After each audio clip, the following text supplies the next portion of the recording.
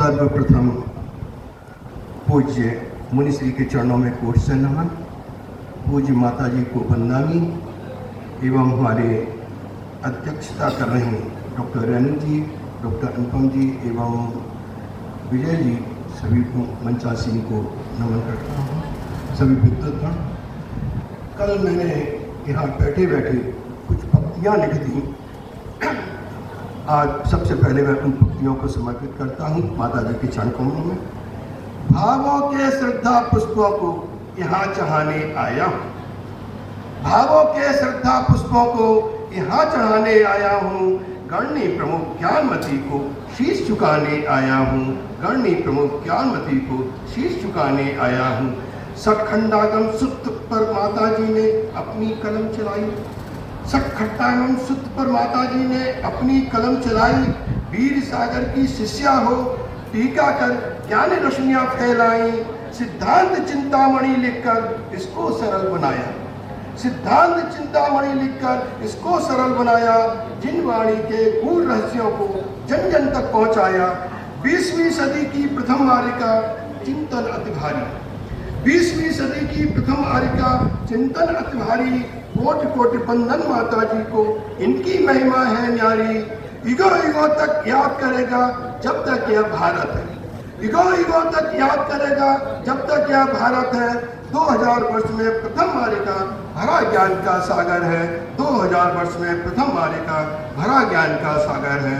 मेरे अब आलेख है दिगंबर परंपरा के जैन इतिहास एवं संस्कृत के लेखन के लिए मूल आधार स्तंभ अष्टांग महानिवृत्ति शास्त्र के पारगामी आचार्य धरसेन, उनके सुशिष्य आचार्य पुष्पदन, आचार्य भूतबली तथा उनके द्वारा लिखित सतखंडागम सूत्र, सतखंडागम सूत्र और उस पर आचार्य वीरसेन स्वामी द्वारा लिखित अमृत रस के समान धवला टीका, ये ऐसे 6 भागवत नाम है जिनको सुनते ही हमारा मस्तक अनायास ही उनके चरणों में सादा समर्पित हो जाता है, झुक जाता है। इन आचार्यों के चिंतन स्मरण मात्र से ऐसा आभास होने लगता है कि मानो हम देवादिदेव तीर्थंकर पार्श्वनाथ एवं भगवान महावीर से साक्षात्कार कर रहे हो। वर्तमान में 20वीं सदी की प्रथम पाद ब्रह्मचारिणी उत्कृष्ट विदुषी पूज्य करणी प्रमुख श्री ज्ञानमती माता जी ने भगवान महावीर की परंपरा में सर्वप्रथम साहित्य का लेखन किया है। हम अपने की अति पुण्यशाली समझते हैं जब हम स्वयं अपने चर्म चक्षुओं से पूज्य करणी प्रमुख श्री ज्ञानमती माता जी को इस सतखंडागम ग्रंथ की टीका का लेखन कार्य करते हुए देख रहे हैं। जब माता जी के कर कमलों में लेखनी मिल जाती है तो वह अनवरत चलती रहती है। आश्चर्य मिश्रित सुखद अनुभूति का सुखद अनुभव उस समय हुआ जब सतखंडागम जैसे गंभीर परमागम व सिद्धांत चिंतामणि प्रौढ़ संस्कृत भाषा गंभीर शैली में लिखित ग्रंथ की टीका पूज्य माता जी ने लिखकर एक नए युग का सूत्रपात किया है।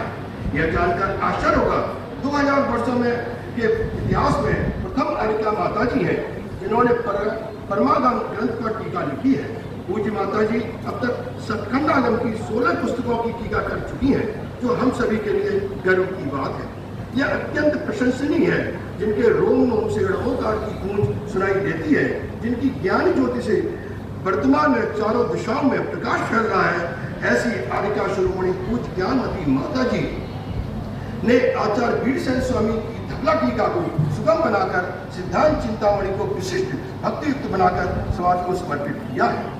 सच कहा जाए वर्तमान समय में पूज्य माता जी ने युग प्रवर्तिका बनने का श्रेय प्राप्त किया है। पूजनीय विदुषी आर्यिका श्री चंद्रावती माता जी ने इसकी हिंदी भाषा में अनुवाद कर इस गंभीर टीका का रहस्य को उद्घाटित कर सरल शैली में प्रस्तुत किया है। मैं पूज्य चंद्रावती माता जी के चरण कमलों में नमन करता हूँ तो वह भी सदा ऐसे ही उत्कृष्ट साहित्य का सृजन करती हुई हम सभी को कर्तृत्व के मार्ग पर चलने का आशीर्वाद प्रदान करती है। संसार मद में डूबते नर के लिए तुम आशु, माता जी के चरण कमलों में संसार मद में डूबते नर के लिए तुम आशु। दिव्य शक्ति है अलौकिक सरस्वती का अभ्यास हो, 20वीं सदी की ज्योति हो, तीर्थंकरों का दास हो। सारा जगत शीश झुकाए तुम स्वयं में इतिहास हो, तुम स्वयं में इतिहास हो। यह सबसे प्राचीन, बीच में छोड़ते हुए जा रहे हैं, यह सबसे प्राचीन और महत्वपूर्ण सिद्धांत ग्रंथ है। इस पर मौलिक चिंतन मुख्य रूप से जीव और कर्म के वैज्ञानिक संबंधों की व्याख्या पर केंद्रित है। मौलिक चिंतन के प्रमुख बिंदु निम्नलिखित है, जिस पर संक्षिप्त वर्णन करने का प्रयास किया है। कर्म और जीव का अटूट संबंध। सतखंडागम ग्रंथ में प्रतिपादित मुख्य विचार यह है, जीव की हर स्थिति, गति, दशाएं उसके कर्मों के बंध से प्रभावित होती है, लेकिन जीव का स्वभाव कर्मों से मुक्त होने का है। जीव स्थान। इस ग्रंथ में प्रथम खंड में जीव के स्थान यानी कर्मों के अधीन जीव की जो भिन्न भिन्न अवस्थाएं होती है उसका विस्तार से वर्णन किया गया है। बंध और सामित। कर्म कैसे बनते हैं, हमारे तत्वार्थ सूत्र में भी 6वां अध्याय है, उसको पढ़ेंगे तो उसमें आता है कि कर्म कैसे आती है। और 7वें अध्याय में ये लिखा है कर्मों की निर्जरा कैसे होती है, उसका अध्ययन जरूर करना चाहिए। कर्म कैसे बनते हैं और जीव किन किन कर्मों का स्वामी है, इसका मौलिक विवेचन इस ग्रंथ में किया गया है। धबला टीका का महत्व। आचार्य श्री बीडीसन स्वामी जी द्वारा रचित धबला टीका 16 भाग इस ग्रंथ के पूर्ण रहस्यों को उजागर करती है, तो इसके मौलिक चिंतन का विस्तार है। प्रक्रिया और गणित। सतखंडागम में कर्मों के काल, क्षेत्र, स्थिति के मापने के लिए गणितीय पद्धति का प्रयोग किया गया है, तो इसके सिद्धांतों को वैज्ञानिक बनाता है। वैज्ञानिक सूक्ष्मता। यह केवल दार्शनिक ग्रंथ नहीं है, बल्कि एक वैज्ञानिक ग्रंथ है, तो कर्म के उदय, उजीर्णा और उपशम के समय काल को सटीक रूप से अंतर्मुख बताता है। दार्शनिक गहराई। आचार्य बीरसेन स्वामी जी द्वारा रचित धबला टीका इसके मौलिक चिंतन प्रस्तुत करती है, जो जीव स्थान, क्षुद्रवन और प्रकृतियों की गहराई में जाकर आत्मा के परिणमन को समझाती है। सिर्फ पंचमी का महत्व। इस धबला ग्रंथ की महत्ता का अंदाजा उस समय लगाया जा सकता है जब यह ग्रंथ पूर्ण होने पर सिर्फ पंचमी का पर्व मनाया जाता है। मोक्ष मार्ग का साधन। यह ग्रंथ भव्य जीवों को मिथ्या से हटाकर समाप्ति की ओर ले जाने वाला एक अपूर्व साधन माना जाता है। यह ग्रंथ आत्मा को कर्मों से भिन्न और शुद्ध सिद्ध करने का आधार स्तंभ है। नंदी संघ की प्राकृत फलियों में आचार्य ने 683 वर्ष के अंदर जो दर्शन आचार्य को माना है, उसका पूरा वर्णन हमने किया है।